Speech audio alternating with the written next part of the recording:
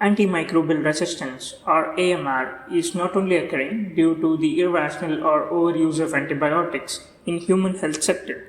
The problems arising are even greater with its use in food animal production. So, why antibiotics are used in food animal production?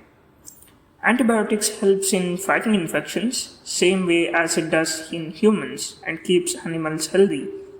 Also, it is used as a precaution to prevent future infections or diseases and also as a growth promoter. How does use of antibiotics in animal production causes AMR? When antibiotics are used in excess, they cause resistance in animal pathogens, leading to treatment failure in future infections, negatively affecting the animal welfare. The alarming fact is that significant part of antibiotics is used for disease prevention, as this helps in getting better yield under space and hygiene constraints. So, everything is happening with animals. Why do we need to care? The antibiotics entering animals as growth supplements lands up in animal products consumed by us, like milk and meat.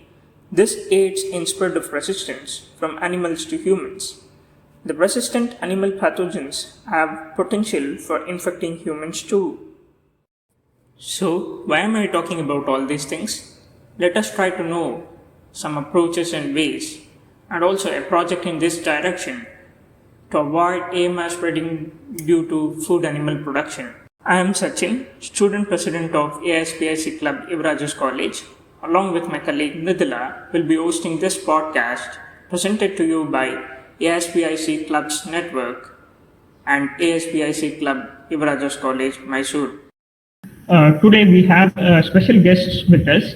They are the bright and motivated undergraduate students of iGEM Team 2021 from IISER Kolkata. They are working on an exciting project, Namooste, which is a small step to address these issues in cutting down the effects of AMR. So before we begin our discussion, let us know about the team.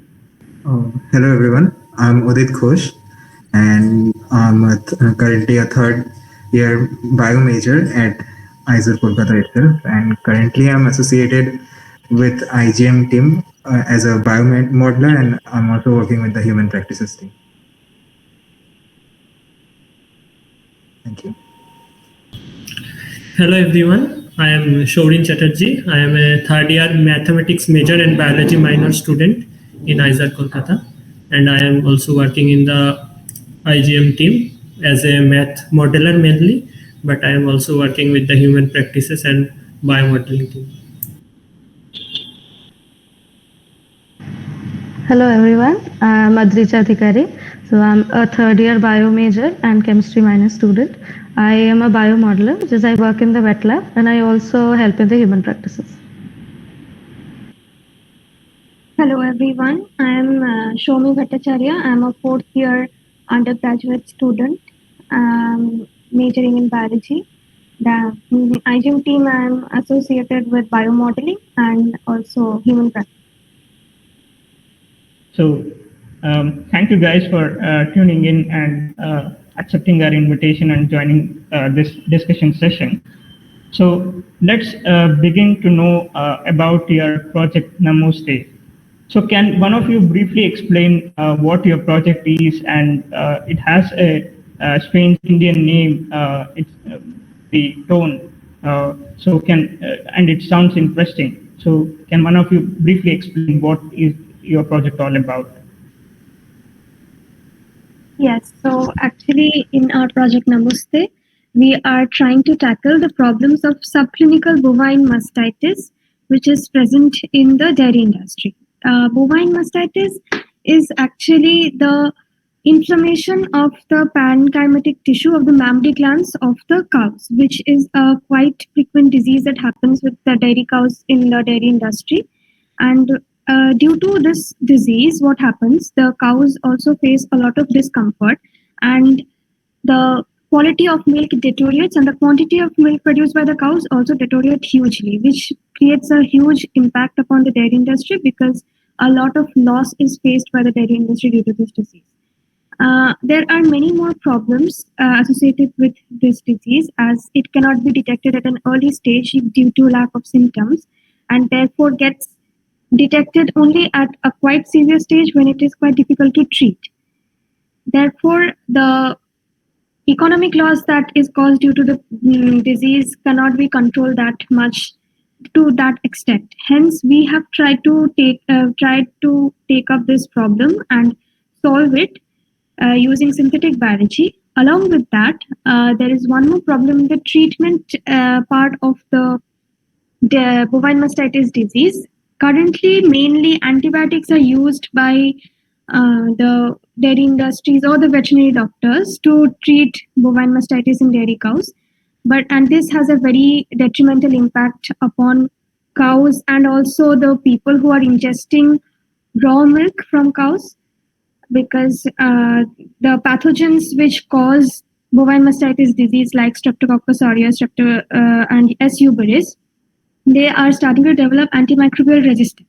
And therefore, the antibiotics that are generally used that also are rendering to be not that efficient enough to tackle the disease or kill the pathogens.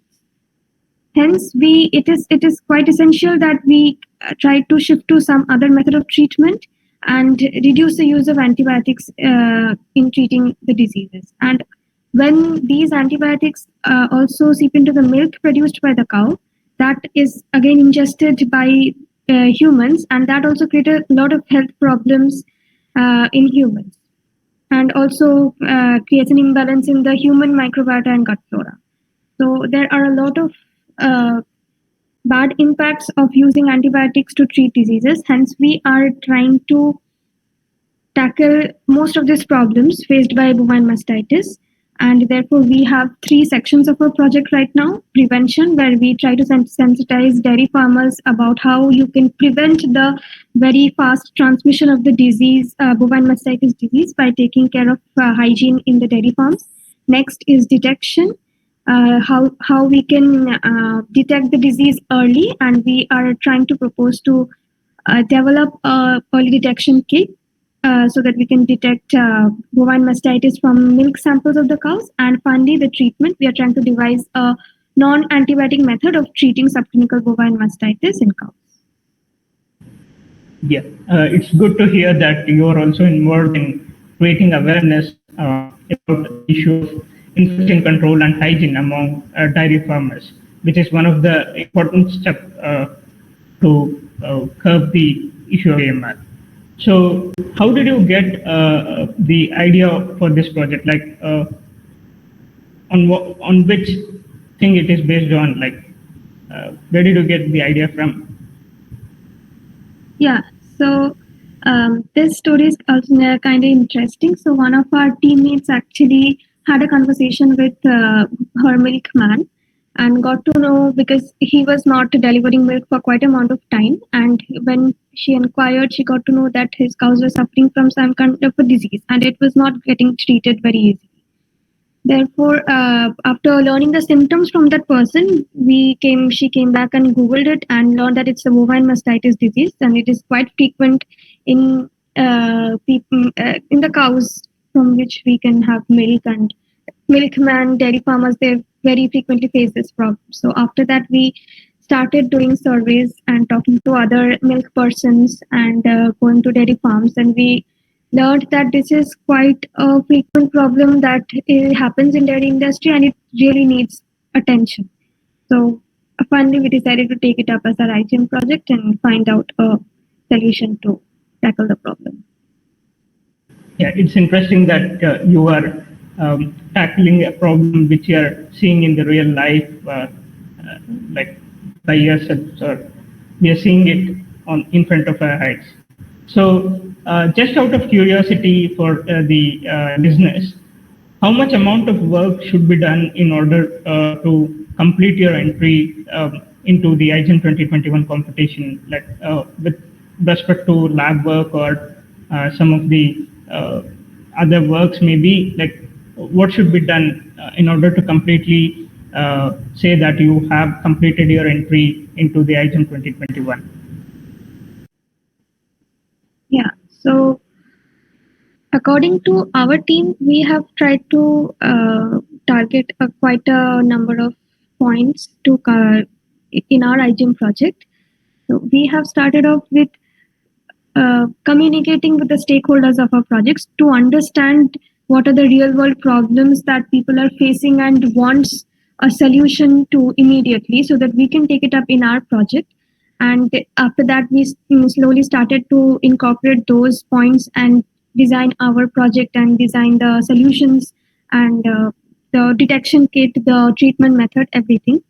And after we have our plan ready, we got into our labs, which was quite late due to COVID restrictions. And we tried to test experimentally some of our ideas. We have separate gene parts which we want to test whether they are actually working or not in wet lab.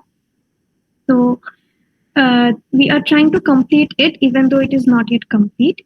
And also, along with that, there is a modeling team in our iGEM team, modeling members who are doing mathematical modeling to quantify the experimental tests and results that or the idea that we have in our iGEM project.